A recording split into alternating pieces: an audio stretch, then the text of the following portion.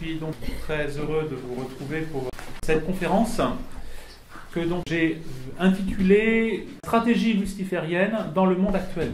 C'est un sujet qui peut faire peur, évidemment, parce que là on entre dans le monde du démon, si on veut, mais c'est un sujet qui est capital pour justement ne pas nous laisser prendre par les pièges de l'adversaire, parce qu'il ne faut pas sous-estimer l'action du démon. Voilà, il faut se rendre compte que Lucifer, c'est un ange de lumière qui a une grande intelligence, beaucoup plus élevée que n'importe quel humain ou même angélique. Donc il est important de bien essayer de cerner un petit peu sa stratégie à travers les siècles, et surtout aujourd'hui, pour ne pas justement tomber dans ses filets, et ne pas perdre notre âme par conséquent.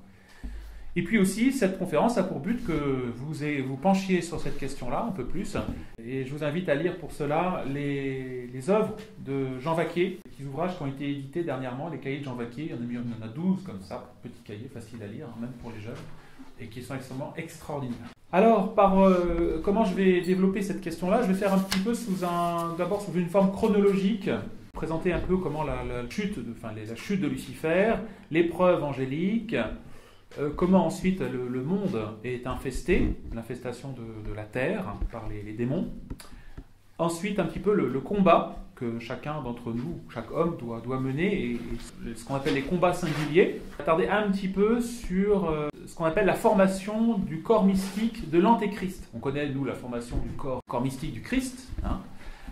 Là, ce qui est intéressant pour comprendre la situation dans laquelle on se trouve, c'est de comprendre un petit peu ce qu'on entend par un corps mystique de l'Antéchrist. Je m'attarderai un petit peu aussi sur 3 démons particuliers, Asmodée, Mammon et Belzébuth, qui dans le combat actuel ont une place particulière, ce qu'on appelle les auxiliaires un petit peu de la venue d'Antéchrist. Et pour bien cerner l'action luciférienne aujourd'hui, je m'arrêterai aussi sur les symptômes.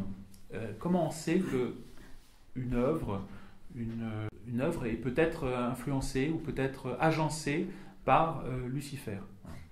Parce que on connaît à titre individuel, nous, ce qu'on appelle le discernement des esprits. Vous savez, on discerne un peu de quel esprit nous influence. C'est saint Ignace qui a un petit peu déterminé ça, c'est intéressant. Mais ce qui est intéressant, c'est de voir aussi d'un point de vue collectif comment le démon entraîne les sociétés dans son sens. Bon. Et puis enfin, pour terminer par une note positive, je verrai un petit peu notre réponse. Comment nous répondre à cette stratégie luciférienne aujourd'hui. En fait, pour bien comprendre l'action de Lucifer, il faut bien revenir à l'origine, c'est-à-dire qu'il faut revenir au combat. Il faut revenir au combat, l'épreuve auquel les anges ont été soumis. Les anges ont été soumis à une épreuve.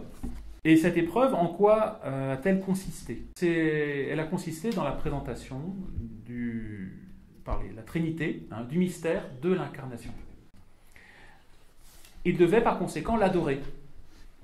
Les anges devaient adorer. Dieu leur a montré donc le Verbe incarné. Il leur a montré que le Verbe incarné viendrait dans le temps et qu'il serait donc le médiateur suprême. C'est-à-dire qu'aucun être ne pourrait aller à Dieu sans passer par le Christ, par l'homme-dieu. Quand cet esprit a été donc... Eh bien, il y a eu, on pourrait dire, une sorte, c'est ce que dit Jean Vacquier, une sorte de frémissement dans le monde angélique. Les anges ont une sorte d'émotion qui les a sidérés.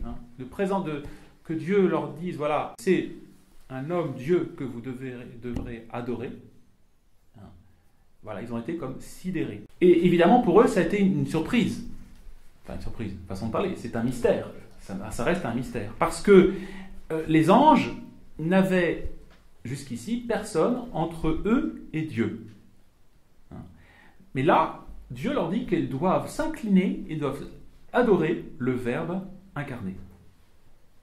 Et que même, c'est par ce Verbe incarné qu'ils recevront toutes les grâces pour leur sanctification, qu'ils deviendront saints par ce Verbe incarné. Alors évidemment, nous on a du mal à comprendre la psychologie angélique, comment les anges ont réagi à ce moment-là. Eh bien, Lucifer, qui était un des anges les plus parfaits, donc, a refusé. Il a refusé cette soumission au Christ. Parce que pourquoi a-t-il refusé? Parce que justement, il était au sommet de la hiérarchie angélique. Il était au plus haut. Et donc, pour lui, c'était une aberration, si on veut, de se soumettre à une nature inférieure à la sienne, une nature humaine. Évidemment, il fallait la foi, en quelque sorte. Il fallait la foi pour admettre que Dieu puisse prendre une nature humaine. Ça, c'est pas la raison, c'est un ange, ça, vous voyez, ça dépassait même, voilà, ça dépassait, et la matière, pour lui, c'était inférieur.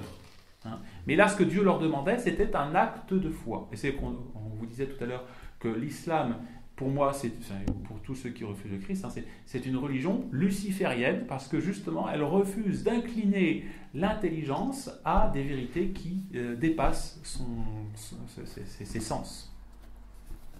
Donc, il va refuser de dépendre de l'homme-dieu. Donc, la raison d'être maintenant de Lucifer, alors et après il a entraîné bien sûr tous les anges à sa suite, parce que les anges, Lucifer avait une autorité sur le monde angélique, et donc Lucifer a entraîné à sa suite toutes sortes d'anges. Et la raison d'être maintenant de Lucifer, si on veut sa vie, ce qu'il veut faire, c'est le non serviam. Je n'obéirai pas. Autrement dit, je ne me soumettrai pas à Jésus-Christ. Je refuse ce monde surnaturel. Voilà donc l'épreuve angélique. Alors on dirait, mais à partir de ce moment-là, on ne voit pas strictement quelle interférence il pourrait y avoir entre cette chute de Lucifer et l'état actuel où Lucifer se répand dans le monde, où on dit qu'il est le prince de ce monde. Pourquoi ? Vous voyez ? Pourquoi dit-on ? Parce que le prince de ce monde, vous dites, non, normalement c'est le bon Dieu, c'est pas Lucifer. Pourquoi dit-on que Lucifer est le prince de ce monde ? Vous connaissez la suite de l'histoire. Il y a donc après Adam et Ève qui étaient normalement constitués rois de l'humanité. Adam et Ève, Adam devait être le roi de tous les hommes, le chef de tous les hommes, chef de l'humanité. Et donc il y a eu cette chute d'Adam qui a entraîné donc aussi la chute de toute l'humanité. Et donc Adam s'étant soumis à Lucifer par sa chute, par conséquent, puisque Adam était le chef de l'humanité, d'une certaine façon, Lucifer, vous voyez, devient le prince de ce monde. Prince, alors, du monde déchu, on se comprend. C'est-à-dire que ce n'est pas lui qui a strictement un droit absolu sur la création. Mais il a un certain droit en vertu du fait que Adam, par son péché, s'est soumis à Lucifer, dans le cadre de son péché. Bon, voilà ce qui explique un petit peu, vous voyez, ce fait que Lucifer, a ce pouvoir sur le monde. On pourrait dire que Adam est descendu de son trône, de chef de l'humanité, et qui a pris la place du trône d'Adam ? C'est Lucifer. Alors évidemment, Lucifer n'est pas un homme, n'est pas incarné. Donc il est chef, invisible, mais donc il ne peut pas régner ouvertement. On ne le voit pas. Lucifer, vous ne le voyez pas gouverner directement. Peut-être dans certaines loges, je ne sais pas, peut-être qu'il apparaît, peut-être qu'il exerce des ordres visibles à travers certaines personnes, c'est possible. Mais globalement, vous ne le voyez pas régner sur un trône de feu ici-bas. Du moins, pas encore. Donc il exerce une principauté qui est invisible. Mais elle est réelle pour autant. C'est pour ça que notre Seigneur dit bien qu'il s'agit du prince de ce monde. Vous voyez, si notre Seigneur dit que c'est le prince de ce monde, c'est qu'il a effectivement une principauté qu'on ne peut pas nier, d'une certaine façon. Alors cette principauté, elle va se concrétiser, elle va se matérialiser, elle va aboutir à une forme d'incarnation. Et cette forme d'incarnation, ça sera l'Antéchrist, justement. On en reparlera tout à l'heure. Ça sera, bien sûr, une possession diabolique au plus haut niveau. Autant, je dirais, l'incarnation du Verbe, c'est le Saint-Esprit qui prend une nature humaine et qui va l'amener au plus haut, c'est-à-dire au niveau de Dieu, autant la possession de l'Antéchrist sera à ce point tel qu'on pourrait dire que, comme dit Notre-Dame à la Salette, ça sera une sorte d'incarnation du démon. Évidemment, le démon ne peut pas s'incarner, c'est pas comme le Saint-Esprit, le Verbe qui s'incarne, notre Seigneur qui s'incarne, c'est pas le même type. Vous voyez, ça sera comme une sorte d'incarnation. Là, je parle de l'infestation globale, si on veut, du démon. Le démon infeste globalement, il veut dominer globalement l'humanité. Avant de vestir globalement l'humanité, il doit passer par des étapes, si on veut, des combats individuels. Et c'est pour ça que nous-mêmes, chacun d'entre nous, nous sommes la cible du démon pour que son empire soit total, et donc il veut faire tomber individuellement les hommes, pour que tous les hommes soient sous son empire. Hein. S'il restait encore un seul catholique ou un seul tradit, je dirais dans l'humanité, ça serait pour lui un échec. Hein. Il faut que l'apostasie soit générale. Donc il y a un combat singulier, qui est... voilà. Donc il y a un combat collectif et un combat singulier. Le combat collectif, donc, il s'agit pour lui d'en remporter toutes les institutions. La Révolution française, par exemple, c'est une œuvre collective, à travers les loges maçonniques, à travers le judaïsme, voilà. Le communisme, c'est pareil aussi, le mondialisme, c'est une œuvre donc collective. Individuellement, il va donc s'attaquer à nous. Alors c'est intéressant de savoir comment le démon s'y prend pour nous attaquer. Le principe de la tentation, hein, ça vous connaissez un petit peu. Bon, vous savez que nous avons en nous deux corps, nous sommes corps et âme. Hein. On est composé de deux substances. Une substance matérielle et une substance spirituelle. Il y a d'un côté l'attaquant, Satan, et puis de l'autre côté, celui qui est attaqué, l'homme, l'individu. En plus, qui est blessé, l'homme déchu. Alors comment va-t-il faire? Comment le démon va-t-il s'y prendre? Va-t-il l'attaquer au niveau du corps ou va-t-il s'y prendre au niveau de l'âme? Alors, il faut bien savoir que Dieu n'a pas permis que Satan ait un pouvoir direct sur le corps humain. Hein? Un démon ne peut pas normalement tuer un homme.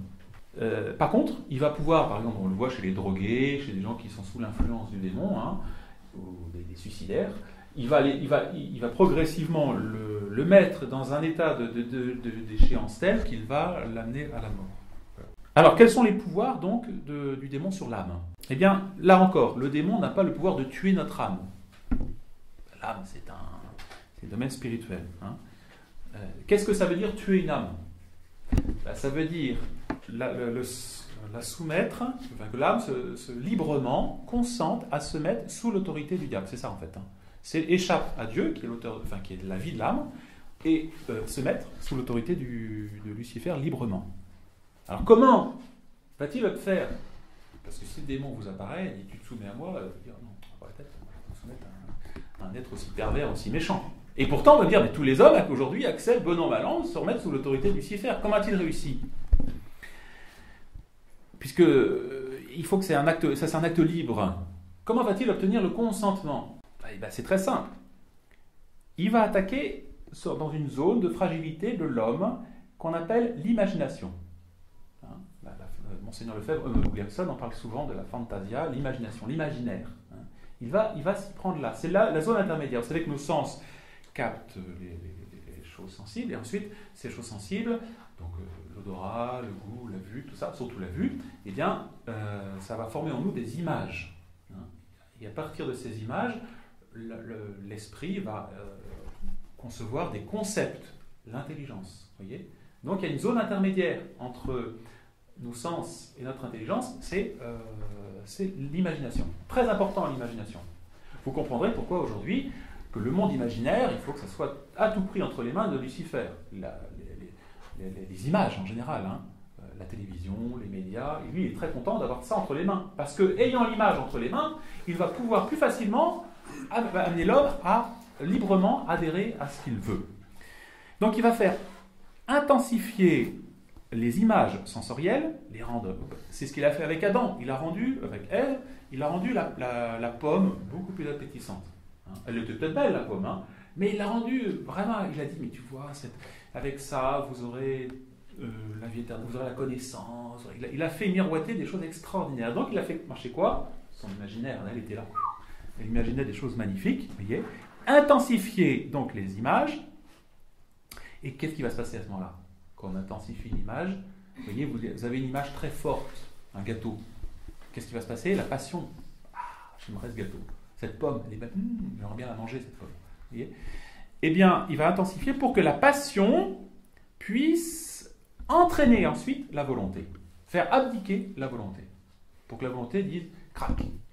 Hein, dit bon d'accord, je prends. C'est un bien qui me paraît tellement beau, je ne peux pas passer à côté.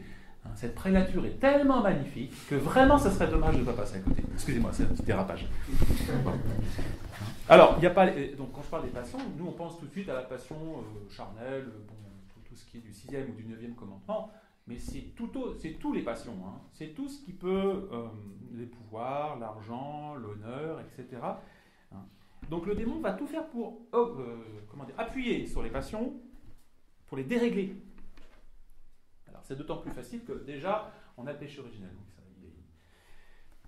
Et donc, c'est sur cette zone que le démon, cette zone de fragilité, que le démon va agir et va combattre les âmes. Voilà, donc ça, c'est bien important de le comprendre. Alors, le refuge intérieur de chaque homme, c'est la partie supérieure de l'âme, c'est là où Dieu réside seul. Hein. C'est ce qu'on appelle le libre arbitre. C'est là, oui, on se dit, je donne à Dieu ou je me donne à autre chose. C'est le libre arbitre. Et donc le combat individuel va consister à ce que ce libre arbitre va se donner ou non à Dieu ou à autre chose. Hein. En soi, vous voyez, le fort interne, il est imprenable. Le démon ne peut pas y arriver. Et vous voyez, il va intensifier, il va donner des coups de boutoir pour finir, pour que l'âme craque. Alors quand je dis passion, ça peut être aussi la peur. Hein. On finit par céder parce qu'on se dit, bah oui, on va perdre nos avantages, on va perdre ceci, on va perdre cela. Donc on finit par céder au démon. Voilà. Alors, ensuite, que va-t-il se passer une fois que l'âme est investie par Lucifer? Eh bien, on va arriver dans une phase encore plus dangereuse. C'est ce qu'on appelle la malice de l'esprit. Hein, ce qu'on voit chez les modernistes. On dit pourquoi les modernistes arrivent à dire qu'autrefois, oui, la tradition c'était bien, puis aujourd'hui il faut évoluer. Ça s'appelle une malice de l'esprit. Le Concile de Trente dit ceci. Cette passion appartient à la partie supérieure de l'âme. Elles sont d'autant plus dangereuses et plus criminelles que la raison et l'esprit sont au-dessus de la nature et des sens. Et cette malice de l'esprit, elle va toucher spécialement les gens plus intelligents, qui vont justifier, c'est ce que je disais tout à l'heure, justifier même le péché, qui vont justifier un ordre antinaturel. Les philosophes, les mauvais philosophes, les mauvais penseurs, les modernistes, ce sont des pervers. Quand vous lisez, ce sont des pervers, ils sont pervertis de l'esprit. Hein. Il y a ceux qui sont pervertis des mœurs, qui pratiquent la luxure, et puis il y a ceux qui sont pervertis de l'esprit. Quel est le plus grave entre les deux? C'est les pervers de l'esprit. Les professeurs d'université qui enseignent, vous voyez, n'importe quoi, aujourd'hui. Beaucoup plus dangereux que des livres mauvais, enfin des livres ou des mauvaises images. Beaucoup plus. Parce que c'est la perversion de l'esprit. Voilà. Donc ce sont ceux, tous les initiés, tous ceux qui sont dans les loges maçonniques, qui considèrent même, vous voyez, par exemple, l'athéisme ou l'indifférentisme, la liberté de ne pas avoir de religion, comme une vertu. Vous voyez, nous, on dit c'est un péché. L'athéisme, c'est un péché grave, c'est le plus grave des péchés. Eux, ils vont considérer ça comme au contraire. Alors, voilà, donc ces combats individuels, ils sont nécessaires. Celui qui combat dans la carrière ne sera couronné qu'après avoir légitimement combattu. On doit combattre pour aller au ciel. Bon, pour nous, c'est nécessaire. Et pensez bien que ces combats individuels, ils ont un grand poids dans l'évolution du monde. Une âme qui chute,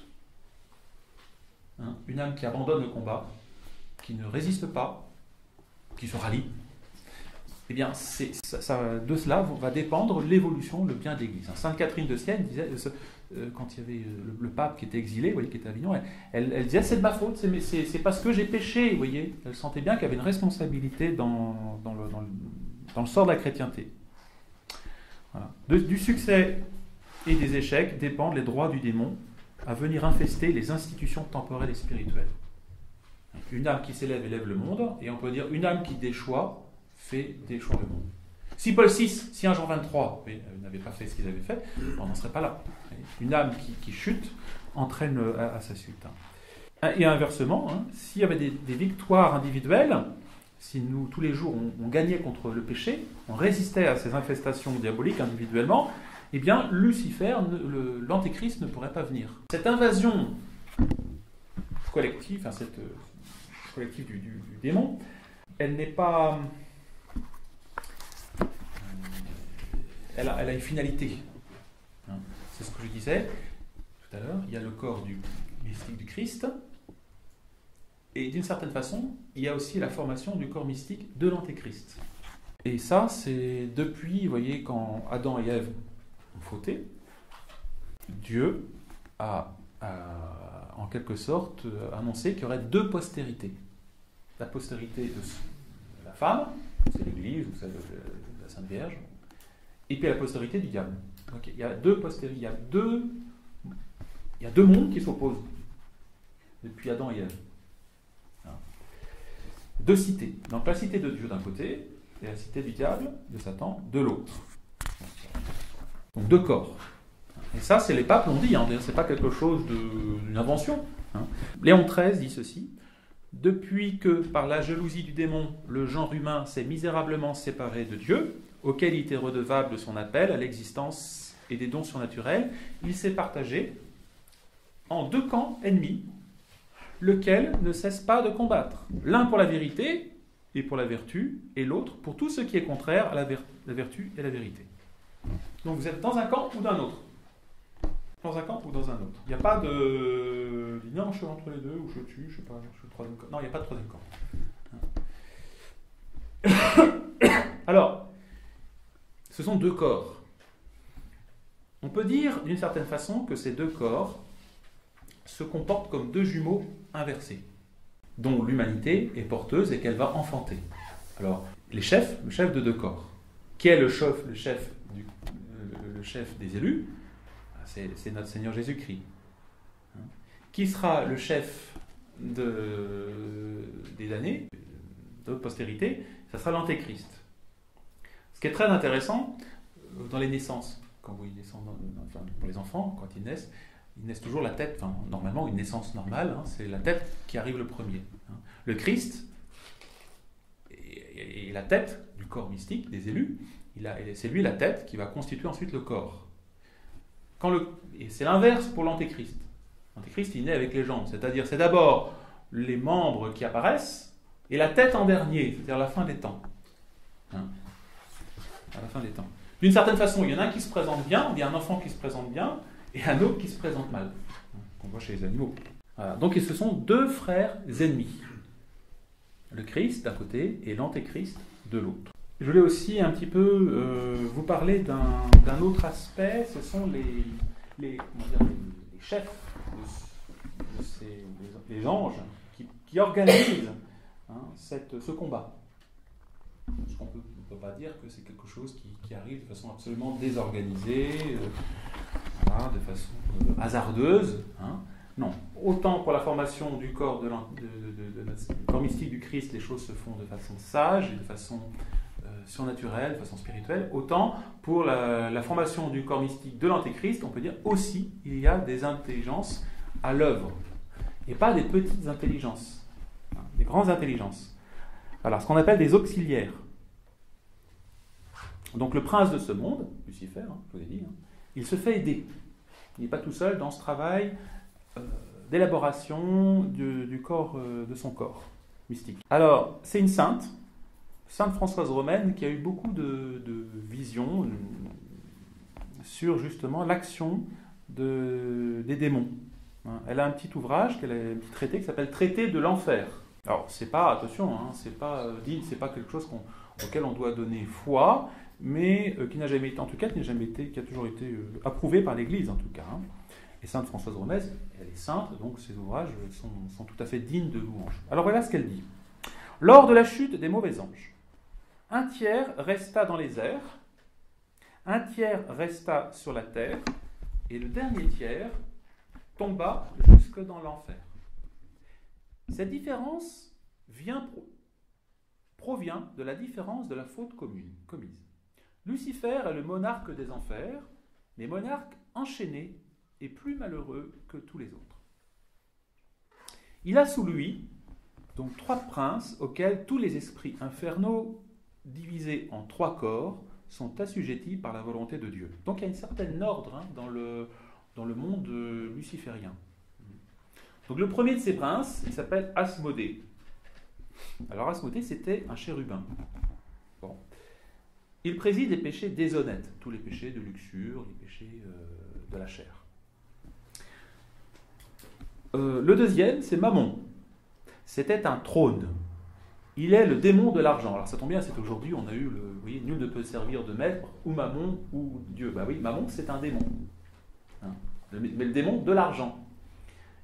Alors notre Seigneur, justement, lui oppose à cela, vous avez entendu, hein, la confiance en la providence. L'argent n'est pas Dieu. Qui est Dieu, pour nous, c'est Dieu. Tout obéit à l'argent, disent les matérialistes. Nous on dit non, tout obéit au bon Dieu. Donc Mammon, c'était un trône, c'est le démon de l'argent. Et le dernier, alors, un très intéressant celui-là, c'est Belzébuth. Alors lui, il appartenait au cœur des dominations. Attention, il appartenait, c'est-à-dire qu'il n'a pas perdu les qualités. Les anges n'ont pas perdu, mais les archanges, non. Ils sont déchus, mais ils n'ont pas perdu leur qualité naturelle. Parce que les dons de Dieu sont sans repentance. Ce qui a été donné aux anges, leur qualité intellectuelle, ne leur est pas retirée avec le péché. Et au contraire, ils vont utiliser le péché, ils vont utiliser leur science, leur qualité pour le mal. Et donc lui, qu'est-ce qu'il fait Belzébuth? C'est quoi son boulot? C'est de l'idolâtrie. C'est lui qui va, en quelque sorte, créer toutes les fausses religions. On pourrait dire même le communisme moderne, hein, c'est lui qui en est le père. Alors, que dit sainte Françoise Romaine? Ces trois chefs, ainsi que Lucifer, ne sortent jamais de leur prison. Seulement lorsque Dieu le leur permet, ils dépluent sur la terre des légions de démons subordonnés. Les démons subordonnés de l'enfer sont classés dans l'abîme selon l'ordre hiérarchique, les chérubins, séraphins, etc. On trouve ces mêmes hiérarchies parmi les démons qui habitent la terre et les airs, mais n'ont pas point de chef et vivent dans une espèce d'égalité. Ce sont eux qui font du mal aux hommes, et par ce moyen diminuent leur confiance en la providence, et leur font murmurer contre la volonté de Dieu. Les démons qui vivent sur la terre se concertent et s'échappent et s'aident mutuellement à perdre les âmes. Le seul moyen d'échapper à ce complot infernal serait de se relever promptement de la première chute. Et c'est précisément ce qu'on ne fait pas. Rien ne paralyse mieux les efforts des démons et ne leur cause de plus grands supplices que de prononcer le saint nom de Jésus. Alors, ce qui est très intéressant, vous dire oui, bon, c'est une révélation privée, mais elle est confirmée par une autre révélation, celle de la Salette. La Salette, la petite Mélanie, parle des conseils des trois ministres entourant et secondant Lucifer. Alors, évidemment, il y a, bien sûr, après, sur Terre, des complicités. Parce que s'il n'y avait que les anges, bon, l'action luciférienne n'aurait pas autant d'influence sur nous. Hein. Il faut forcément des hommes qui soient des intermédiaires. Donc, il y a des complicités. Donc, les philosophes, des poètes, des fondateurs de religions, un Mahomet, un Luther, on voit bien le dialogue entre le diable et Luther, des congrégations initiatiques, c'est-à-dire des loges maçonniques, et évidemment son peuple chéri. Je parlais des piétons de la mer Rouge. C'est des dynasties de rois qui lui sont dévoués, on pourrait dire même des États entiers, des nations entières qui sont plus particulièrement dévouées à l'action démoniaque, à l'action luciférienne. Donc, comment appelle-t-on ce collectif, hein? Eh bien, on parle de la bête. C'est l'Apocalypse qui parle de la bête, c'est-à-dire cet ensemble de personnes, d'institutions, d'actions, hein, qui vont matérialiser le corps mystique de l'Antéchrist, qui vont lui donner une assise terrestre, si on veut. Hein? Cet ensemble ne va pas se former en un jour. Il ramène des avancées de recul. Hein? On parlait de la Révolution française, par exemple, c'est une avancée importante pour l'enfer. Bon, mais après, il y a quand même un petit recul. Au XIXe siècle, il y aura quand même des choses, des congrégations, des missionnaires qui vont se répandre dans le monde entier. Bon. Voilà, donc ça, je ne vais pas avancer, recul. Quand l'Apocalypse parle, par exemple, vous voyez, de la Grande Babylone, hein, il parle de la bête avec 7 têtes et 10 cornes, ça symbolise justement la puissance matérielle de ce corps mystique. Voilà. Bon, les cornes, c'est le symbole de la puissance gouvernementale. gouvernement. C'est-à-dire que les États sont au service de Lucifer. Et les 10 cornes que tu as vues sont 10 rois qui n'ont pas encore reçu la royauté, mais qui recevront un pouvoir du roi pour une heure avec la bête. Ceux-ci ont un seul et même dessein, et ils mettent au service de la bête leur puissance et l'autorité. Bon, on peut dire que Macron, dire qu'il est au service de la bête. Je pense pas, c'est pas faire injure, il serait presque flatté d'entendre ça. Bon. C'est une horreur absolue, mais enfin c'est une vérité. Alors, on en arrive justement, il y a des avancées, des reculs. Pour eux, cette victoire finale, évidemment, ça sera l'apostasie générale d'un côté et la venue de l'Antéchrist. Autant pour nous, la victoire du Christ, c'est son incarnation et ensuite son règne sur toutes les âmes. Bon, ben, il est pareil pour ce corps mystique d'Antéchrist, la victoire, ça sera l'inverse. Mais attention, il ne faut pas mettre les deux sur un plan d'égalité. Le danger, vous voyez, c'est de dire ben, les deux corps, ben, ces deux corps s'opposent à égalité. Pas du tout. C'est notre Seigneur qui définit, qui détermine les avancées et les reculs du pouvoir de la bête. Et ça, il le dit par exemple quand il est à Gethsémani. Il dit ceci. Alors que chaque jour j'étais avec vous dans le temple, vous n'avez pas porté les mains sur moi. Vous voyez, il n'y a pas possibilité pour les ennemis de Christ, donc Lucifer, de le coincer. Ils ont essayé de lui jeter des pierres dessus avec les Juifs. Il s'est échappé, il a réussi, voilà, il a fait.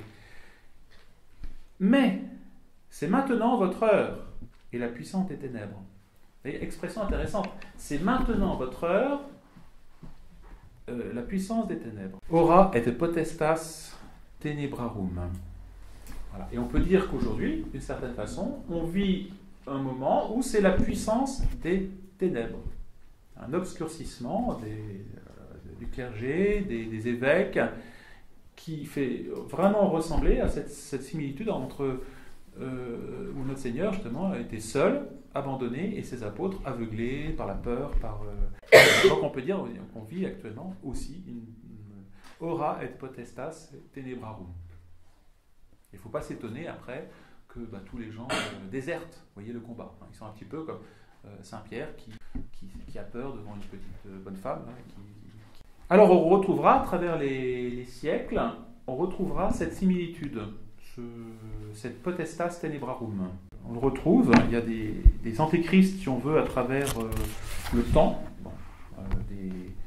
des Luther, des Arius, des Staline, des Hitler, des gens comme ça, qui sont en quelque sorte des préfigurations de l'Antéchrist. Donc ce qui est intéressant de noter, c'est qu'on ne peut pas lutter, vous voyez, contre l'Antéchrist avec de façon humaine. C'est un être qui sera l'apogée de l'action luciférienne. Donc la seule action pour pouvoir lutter contre l'Antéchrist, ça sera de s'appuyer sur la puissance du Christ.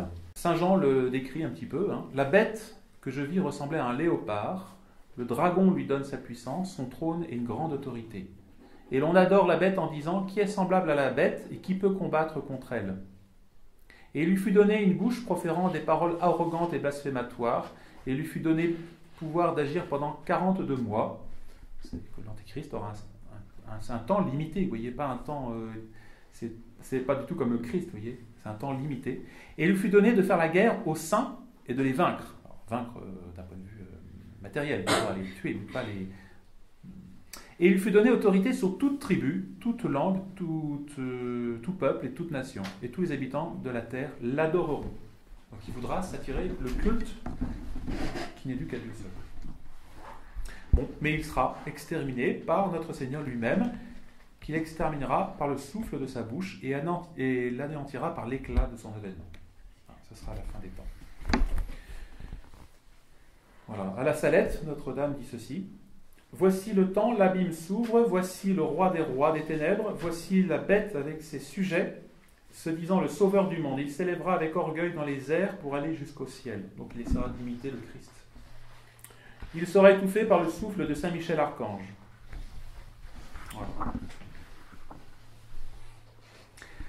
Alors, ce qui nous intéresse aussi,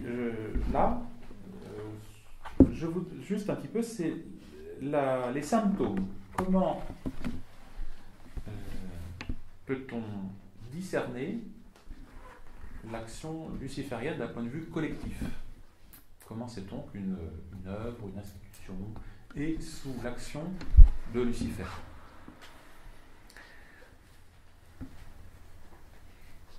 Voilà. Les démons communiquent leurs comportements mentaux, leur façon d'être aux hommes. Quand on dit... hier, le prêtre avec qui je discutais m'a dit « J'ai rencontré quelqu'un qui était sous l'action du démon. Et puis, il avait un regard de haine, il avait un comportement de colère, il se maîtrisait plus. Bon, on voit l'action, on dit bah oui, là c'est clair, il n'est pas sous l'emprise du Saint-Esprit. Hein, ça, bon.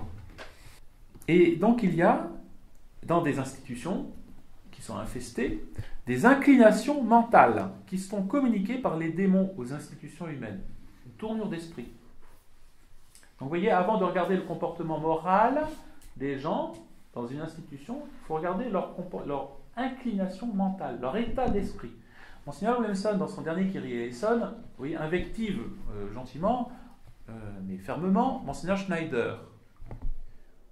Il lui dit, vous voulez éliminer du concile ce qui est mauvais. Soit, mais le concile, c'est avant tout un esprit, un état d'esprit.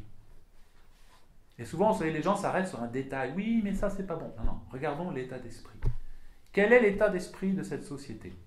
Voilà, donc il y a des symptômes qui permettent de dire, oui, cette institution, elle est sous une influence démoniaque. Alors, cette influence démoniaque, je ne pense pas que vous soyez dans des loges maçonniques ou des associations, voilà, à mon avis.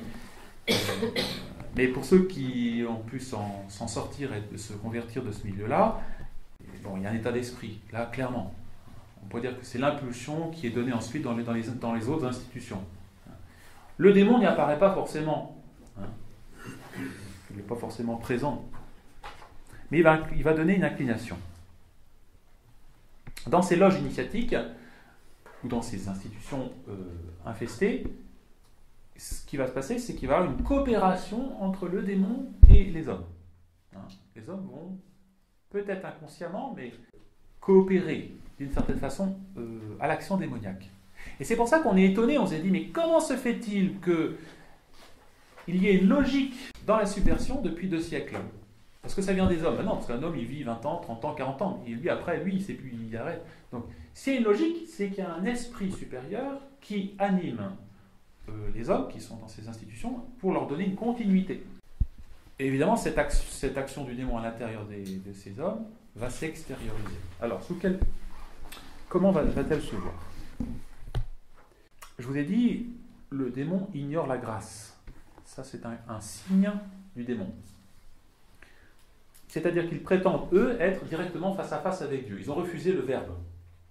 Ils refusent le Christ. Il n'y a pas d'intermédiaire entre eux et Dieu. Et en vertu de leur puissance angélique, ils arrivent à Dieu lui-même. Par leur propre nature. De cet état d'esprit angélique, si on veut, démoniaque, va naître ce qu'on appelle le naturalisme. Le naturalisme. C'est-à-dire que par la nature même, j'arrive à Dieu. Je n'ai pas besoin de la religion, je n'ai pas besoin de la révélation, je n'ai pas besoin de ceci, cela. Par la propre gnose, voilà. La gnose, c'est-à-dire que c'est une connaissance initiatique qui va nous permettre d'arriver directement à Dieu. J'apprends certaines choses, des choses, et par cette connaissance, je suis uni à Dieu. Dernièrement, j'étais en contact avec une personne qui se prétend gnostique, et elle disait, moi, je n'ai pas besoin de la religion, je suis moi-même, j'arrive par moi-même à Dieu. Une certaine connaissance de Dieu, un peu vague, mais nous, au contraire, on sait bien que pour arriver à Dieu, on est une nature déchue. Pour arriver à l'état de gloire, eh bien, on est obligé de passer par notre Seigneur Jésus-Christ, par la croix de notre Seigneur, par son sang, par les sacrements, etc. Et ainsi, nous pourrons être renouvelés. Eux, ils disent, non, nous pouvons être régénérés par la simple connaissance, par la propre force. Donc ça, c'est très important. Donc le naturalisme des démons est un signe qu'une société, quand une société refuse, vous voyez, la grâce, refuse notre Seigneur Jésus-Christ, vous pouvez dire que c'est une société qui est déjà infestée. Autre caractéristique du démon, de son état d'esprit, c'est qu'il a conservé une certaine audience, c'est-à-dire qu'il peut communiquer auprès de Dieu dans certaines conditions. Je ne sais pas si vous connaissez dans le livre de Job, Satan s'entretient avec Dieu pour tenter Job. Et Dieu lui accorde. C'est un privilège que donc sa nature angélique a conservé. Et donc il peut s'approcher du trône de Dieu pour réclamer l'exercice des droits qu'il acquiert sur l'homme chaque fois qu'il les fait succomber. Pouvoir sur les hommes qu'il fait tomber. Et bien, c'est pour ça qu'il a réclamé les apôtres pour les cribler comme le froment. Ainsi, Lucifer manifeste son théisme. Vous voyez, Satan n'est pas athée. Eh bien, c'est très important aujourd'hui dans le monde dans lequel on vit. On dit non, mais c'est bon. Nous, on est avec vous, on est Dieu. On n'est pas contre les matérialistes, on est contre les matérialistes, les gens qui ne croient pas que Dieu. On est théiste, comme la société américaine. Elle est théiste. On jure sur Dieu. Ça ne veut rien dire. Les démons aussi pourraient le faire. C'est Voltaire. Et c'est ce sur quoi, d'ailleurs, repose aussi donc, l'œcuménisme. On a ce point commun, c'est Dieu. Alors, c'est intéressant, parce que la dernière réunion œcuménique, ils ont même accueilli des athées, sous prétexte que les athées ont une certaine conception de Dieu aussi. C'est très grave, parce que c'est une mentalité qui pénètre facilement, même chez les chrétiens qui se veulent philosophes. Dire, moi je suis philosophe, donc ça me suffit. On croit en Dieu, et ça suffit. Nul ne va au Père, rappelez ça, nul ne va au Père que par moi. Il y a aussi un autre signe d'infestation ou de contamination luciférienne, c'est que le démon sait souffler le vent de discorde. Si il sait unir les ennemis entre eux par certains moments, c'est qu'il veut ensuite un combat important. Quand deux gens, d'ennemis qu'ils étaient, devinrent amis. Vous voyez, pourquoi ? Pour être contre Christ.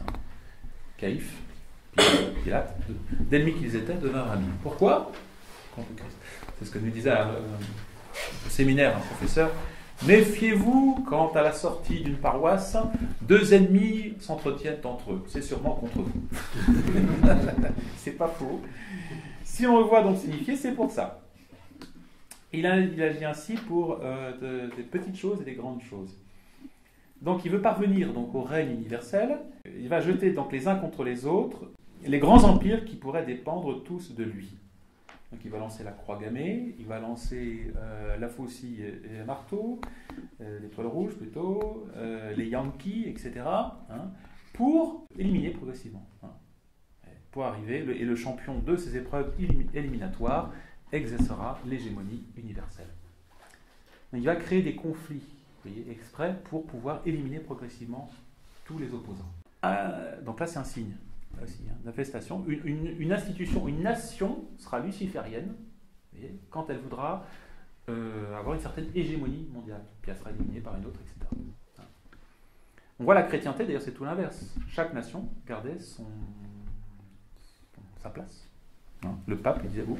J'en arrive à la stratégie la plus redoutable, celle qu'il utilise actuellement, si on veut. C'est le pluralisme et le syncrétisme. Donc, Lucifer n'a qu'un objectif, donc c'est cette guerre totale et complète contre le Verbe incarné. Donc, par conséquent, après la domination totale des créatures et l'expulsion totale du Verbe incarné. C'est l'objectif final. Pour arriver à cet objectif final, il y a des objectifs intermédiaires. Vous ne pouvez pas arriver de but en blanc à cette conquête totale. Donc par étapes, comme dirait quelqu'un, par palier. Bon. L'objectif secondaire, quel va être l'objectif secondaire de Lucifer ? Ça va être donc le pluralisme religieux. Donc ça va être la phase préparatoire. Donc il faut d'abord rassembler les pontifes des religions exotériques, j'ai expliqué, autour d'une table ronde en toute égalité. Parce que les religions exotériques, ce sont des religions que les hommes pratiquent extérieurement. La religion ésotérique, ce sont des religions que certaines personnes pratiquent en privé, en cachette, hein, en secret, les initiés. Les religions exotériques, c'est fait pour la masse des gens, hein, c'est fait pour tous ceux qui aiment avoir un culte extérieur, social, public, etc. Hein, ce que disent les francs-maçons.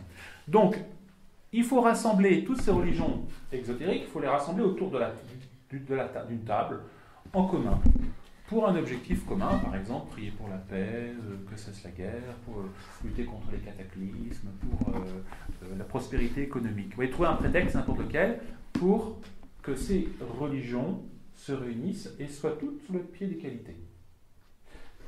C'est très important. Et le pape catholique, le pape, l'autorité de Dieu sur terre, ne doit pas échapper à cette nécessité.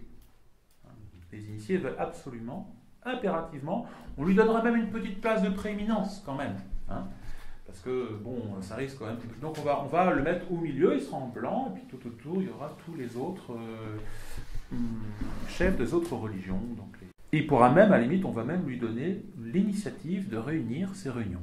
Hein, on va lui donner même un petit privilège, hein, quand même. Il pourra même réunir ces réunions assises, etc. Mais attention, les initiés veulent aller plus loin. Donc créer, vous voyez, cette espèce de pluralisme religion qui va conséquemment détruire la foi catholique, la foi en l'unique vrai Dieu. Mais ils vont aller plus loin. Ils vont aussi pratiquer, ils vont obliger le pape, enfin les autorités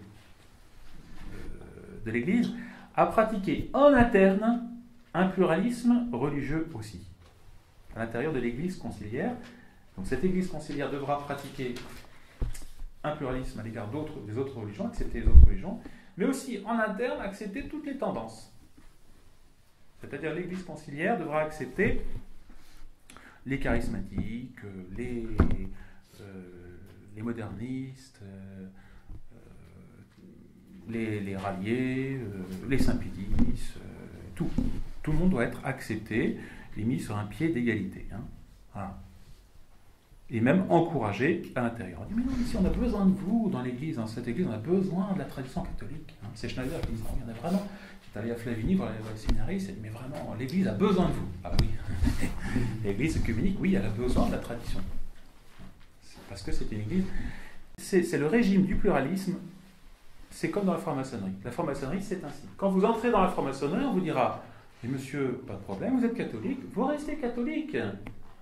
Soyez un bon catholique même, hein, mais que ça reste pour vous. Et c'est ce qu'on dit à l'enseignant Fayol. Et bien sûr, on vous accepte, on vous donnera tout, la messe, les mariages, tout ce que vous voulez. Hein. Soyez bon tradis, mais par contre, ne prétendez pas avoir l'exclusivité dans l'Église. Il faut accepter les autres. Il faut accepter le Concile Vatican II, il faut accepter le pluralisme religieux dans l'Église conciliaire.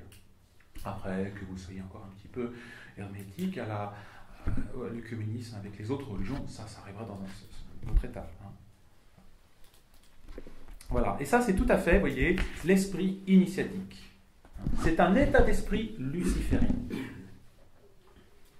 Donc c'est très grave, vous voyez, ce qui se passe actuellement dans la tradition catholique, c'est qu'on introduit un esprit, donc luciférien.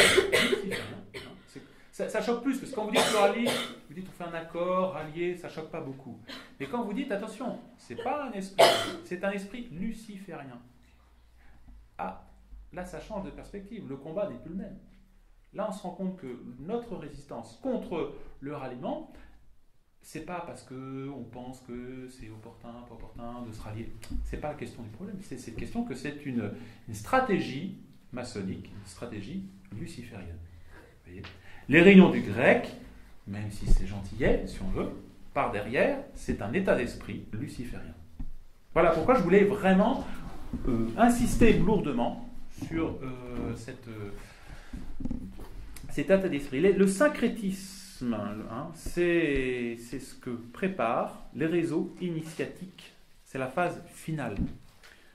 Donc il faut d'abord un régime pluraliste, faire intégrer toutes les tendances religieuses ensemble, à vivre ensemble si on veut, tant à l'extérieur qu'à l'intérieur, habituer les gens à vivre dans un monde pluraliste, Comme aux États-Unis, vous avez une rue, puis vous avez un temple bouddhiste, un temple mormon, un temple témoin de Jéhovah, une chapelle tradie, un temple machin. Voilà. Les gens s'habituent à ça. On passe en voiture. Voilà. C'est normal. Chacun sa religion. Ça me plaît d'être catholique. Moi, ça me plaît d'être protestant. Donc, d'abord phase pluraliste et phase finale syncrétique. Voilà. Tous les éléments de la religion unique et universelle sont rassemblés. C'est-à-dire les éléments exotériques. Parce que pour les initiés, la religion initiatique primordiale, elle s'est éclatée en plein de religions diverses exotériques. La religion catholique n'est qu'une petite parcelle de la révélation. Mais toutes les autres, et donc toutes les religions viennent de là, donc il faut toutes les réunir pour revenir à une religion unique et universelle. Voilà.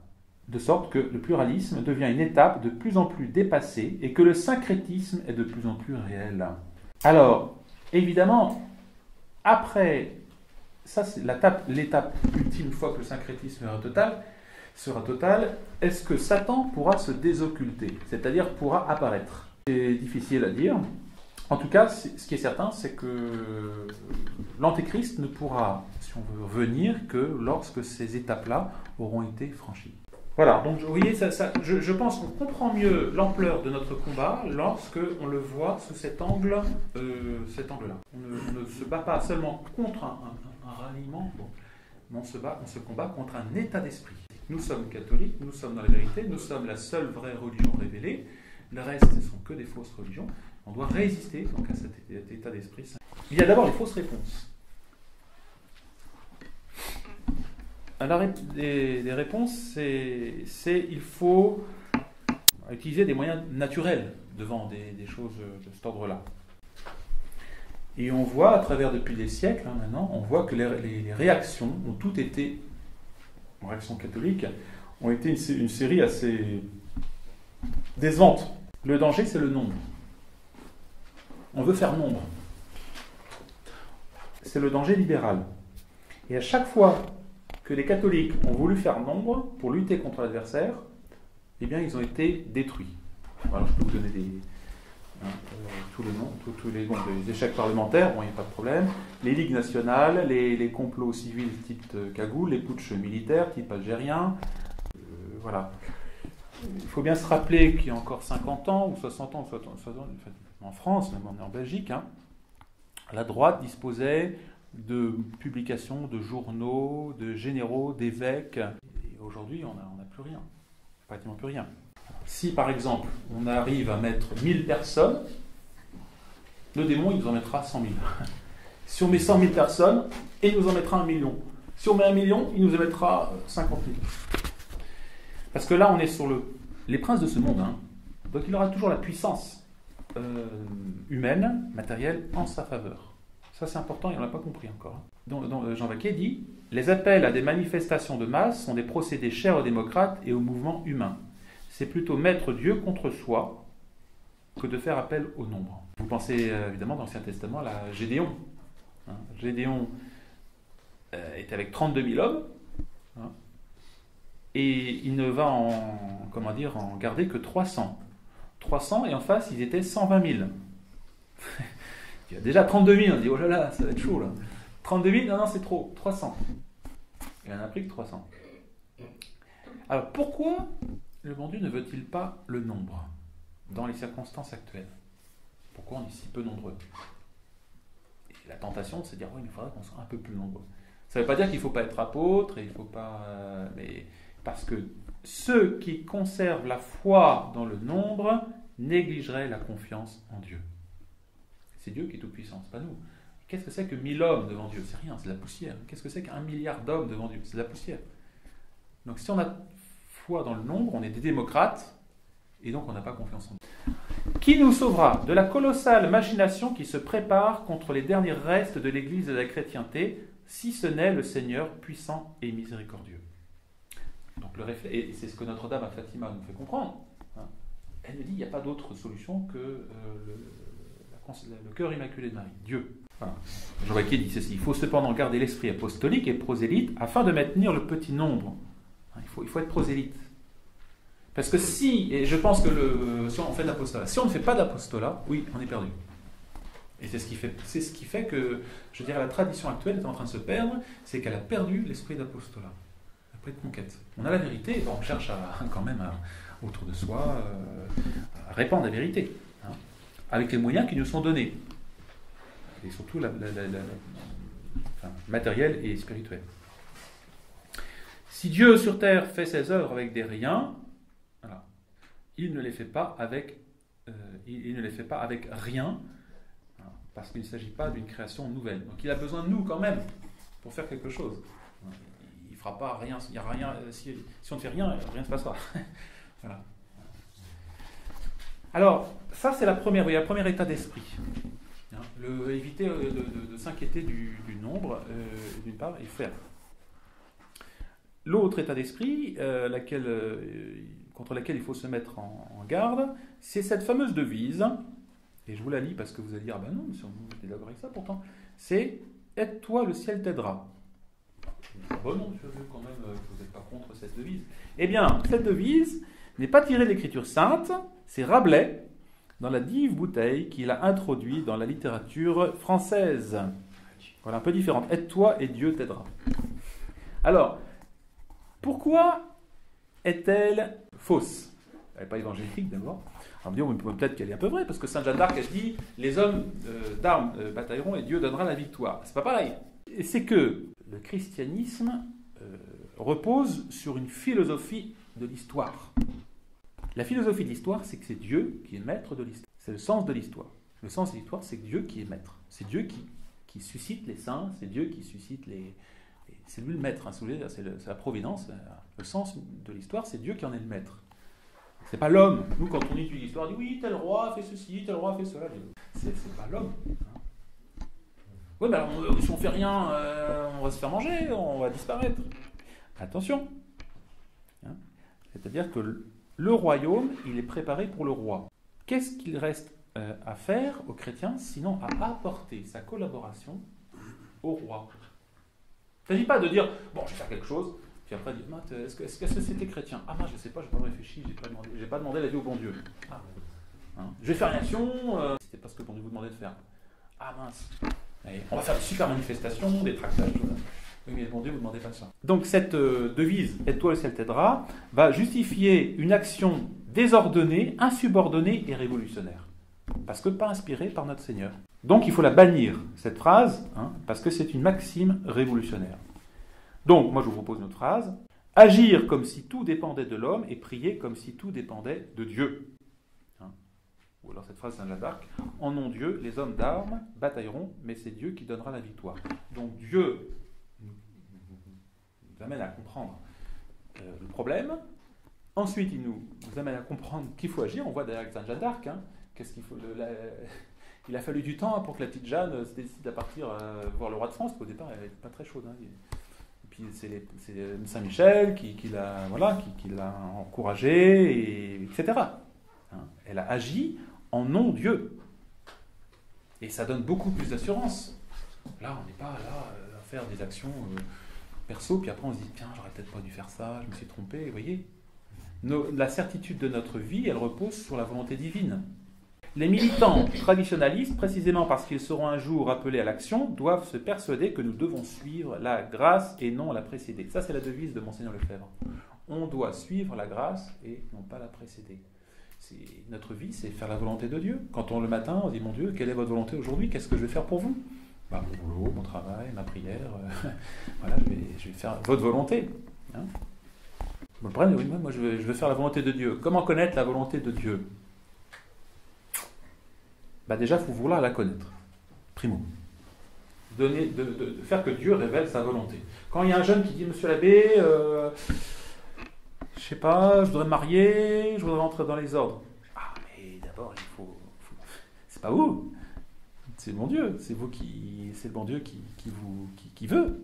Si oui ou non. Hein. Alors, il faut prier le bon Dieu. Il vous éclairera, il vous indiquera si oui ou non. Hein. Si un tel ou une telle est fait pour vous, ou si vous êtes fait pour entrer au monastère, ou au contraire, vous marier. Par cette correspondance, nous aidons Dieu à réaliser ses desseins sur nous. Et c'est rassurant. Ce n'est pas nous qui décidons, c'est Dieu qui décide pour nous. Il désire se faire aider, faire de nous ses serviteurs. Le prêtre, c'est un ministre de Dieu. Il ne fait pas ce qui lui plaît, il fait ce que Dieu lui plaît. Et pour tous les chrétiens. Alors, concrètement, comment connaître ? Quand on veut sincèrement envers la volonté de Dieu, on parvient sans grand peine à la connaître. Il y a une crise dans la fraternité. Qu'est-ce que la volonté de Dieu ? Lisez ce petit tract. Ah non, j'ai pas envie. Ah oui, mais si vous ne voulez pas la connaître, vous ne pouvez pas faire la volonté de Dieu. Alors, pour qu'une action soit conforme à la volonté de Dieu, il faut qu'elle remplisse deux conditions.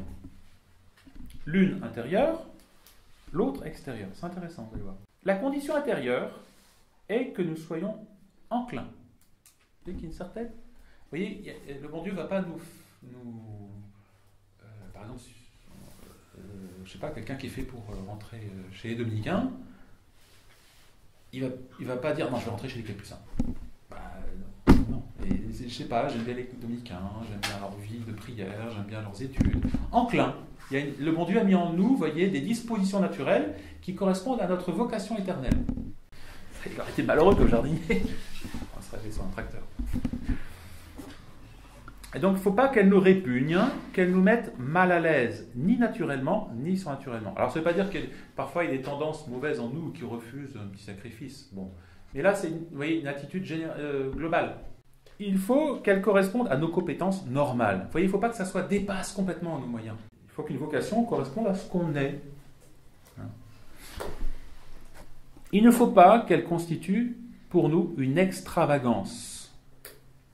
On voit chez Monseigneur Lefebvre, vous voyez, ce charisme qu'il a eu à réagir, ça paraissait naturel. On dit, mais oui, on a l'impression que depuis toujours, il a été le chef de la réaction catholique. Et chez Monseigneur Lemson, ça peut paraître, on a l'impression qu'il n'a pas besoin de se forcer pour dire des vérités qui nous éclairent. Hein.